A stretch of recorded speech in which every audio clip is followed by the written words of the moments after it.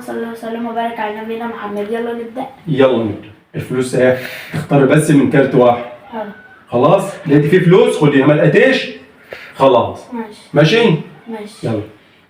من هو الحيوان الذي يخاف منه الشيطان؟ الحيوان اللي بيخاف منه الشيطان؟ الذئب. صح. اختار؟ اللوز. بسم الله.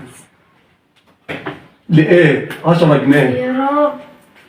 10 جنيه. طيب أسألك أنا. ماشي. ما هو الحيوان الذي خلق من الصخور؟ الناقة. ناقة سيدنا صالح. اختار. طلعت فاضل. خلاص طلعت فاضل.